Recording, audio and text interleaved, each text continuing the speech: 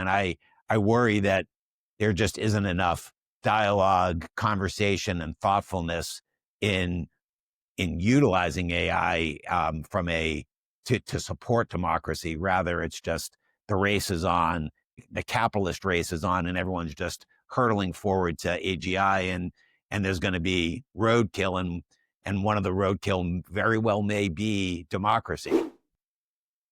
This is AI First with Adam and Andy, the show that takes you straight to the front lines of AI innovation and business.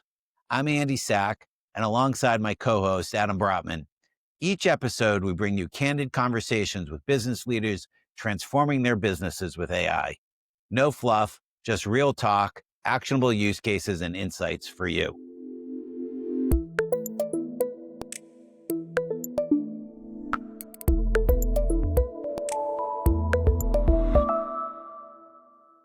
Good morning, Adam. Good morning, Andy. Today, we're going to do something a little different. This is one of our mini episodes. It's November 11th, 2025, Tuesday, and there was an article in the New York Times titled, "Use AI to Reinvigorate Democracy, Not Replace It." It's an opinion piece by Eric Schmidt and Andrew Sirota. And we read it, and it's basically about AI and the future of democracy. And we're going to talk about that today. So we both read the article. We encourage you to read the article. That's why I gave the date. It's an excellent article that talks about there were two instances that the article references. One is how Albania is using AI to allocate approximately $1 billion of its spend to vendors. And because the country is rife with corruption, they have defaulted, and they're going to use AI to select vendors and allocate that $1 billion of spend. And they're using AI instead of the corrupt vehicles.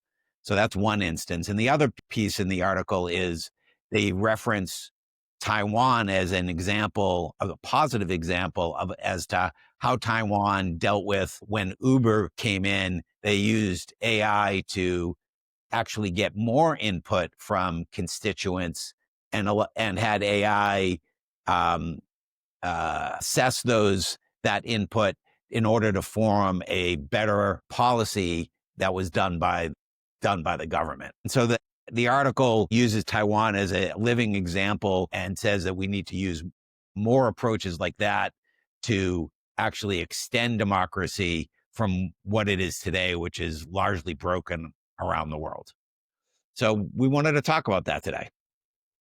Yeah, I thought the article is so provocative because if you're emotional about AI, which I think a lot of people are, like they're either like emotionally sort of hyped about it, or they're emotionally scared of it or skeptical of it. But so when you think about like, oh, should we turn our government over to AI? What's called Algocracy or whatever is a term, like meaning like let the algorithms rule.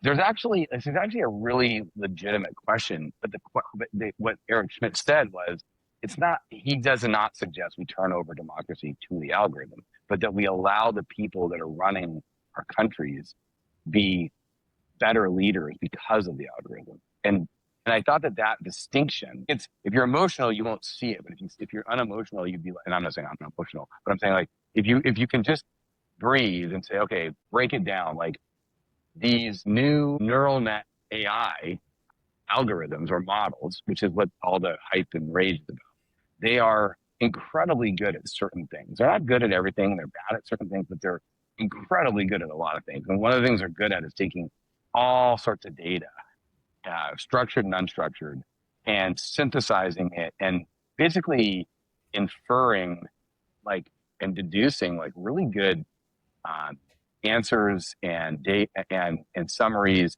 so that to help a human make a decision and make a better decision faster. And we talk about that all the time, Andy, you and I.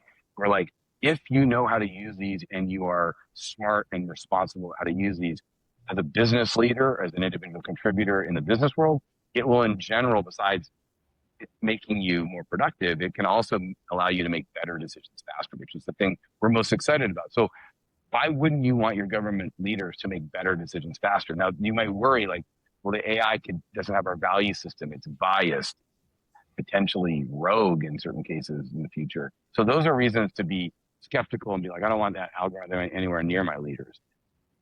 I agree with Eric Schmidt that, I'd be curious to get your thoughts, Andy. Like, I agree with the fundamental premise of his piece, which is if used responsibly and intelligently by humans, they will allow the human leaders to be more effective and make smarter decisions. The example he gives was in Taiwan, they were wrestling with the policy over like Uber and like, do they allow Ubers and Uber like services compared to taxis? And they were able to use AI to, I think, effectively synthesize, hundreds of thousands of citizens' comments and thoughts on it, so they could help the leaders craft a better policy. And I actually, but they weren't turning the decision over to the AI, as Eric Schmidt and his co-author put it in the article. AIs aren't yet able, if maybe ever, to really have the same value systems we have. And so, particularly when it comes to like government, like values are really important, but also so is like being smart and like, listening to your constituency and analyzing a bunch of data and making good policy decisions for the whole country, irrespective of your political beliefs. So for all those reasons, like, it was cool to like see the same things we've been thinking about and talking about in the business realm applied to government. And, so in net, I thought it was an interesting article. I actually agree that like, I would love to know that my leaders are using this tool to make more effective decisions, but not turning over the decisions to the tool. And what were your thoughts?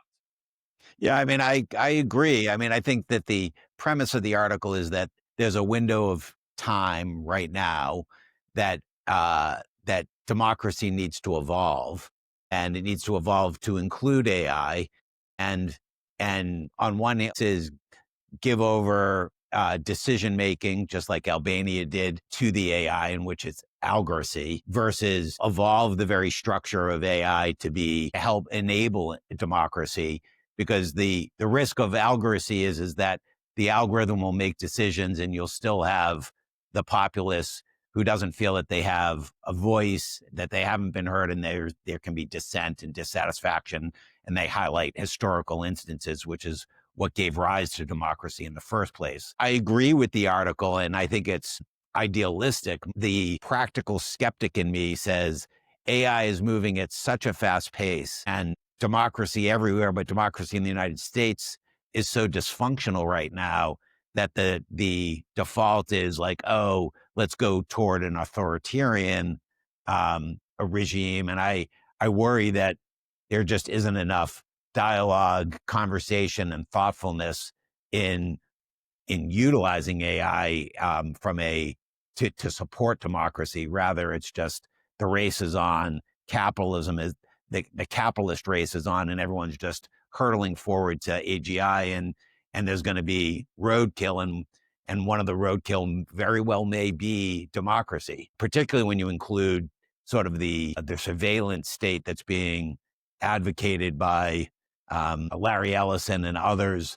AI makes surveillance at such a lowers the cost of surveillance. And so I worry that AI may actually be the death knell of democracy.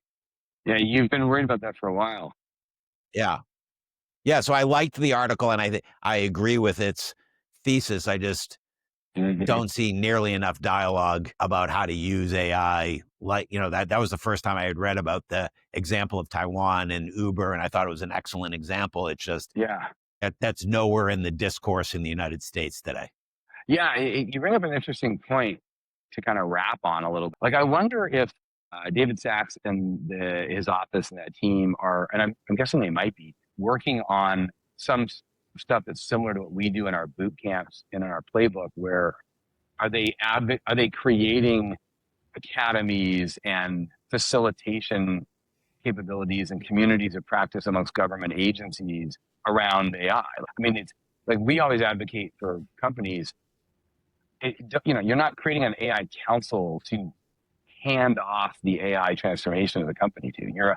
You're creating a council or a task force to be a facilitator to increase the largest amount of surface area of people in the company that know how to use AI effectively. Like you just said, like we should be doing that in our government for sure. Like we should be like not, basically allowing every agency to be like, okay, what tools should they be using? They apparently now all these government agencies have access to the frontier models practically for free, because I think all the labs, as I understand it, are all sort of giving it away to the government, which is sort of funny because it's good policy, but they're probably also trying to curry favor. But whatever. Like the point at the end of the day, these labs are giving away this stuff to schools and government, which is I think a good thing.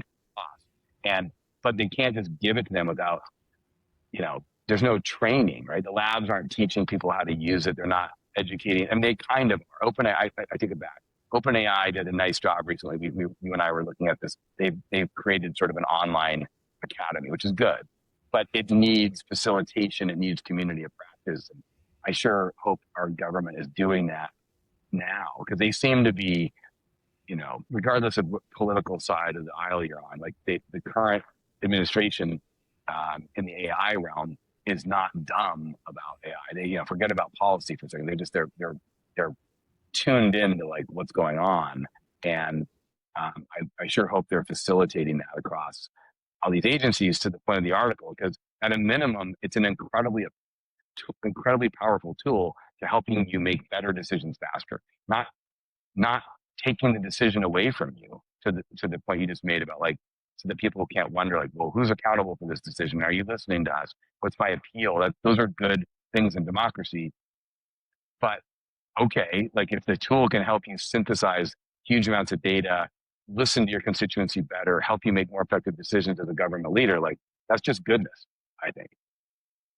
Yeah, it'll be interesting to see how it plays out, and whether we start to see more dialogue about AI supporting democracy as opposed to us just hurling towards Algocracy. Good topic, man. Yeah, great. Thank you all for listening.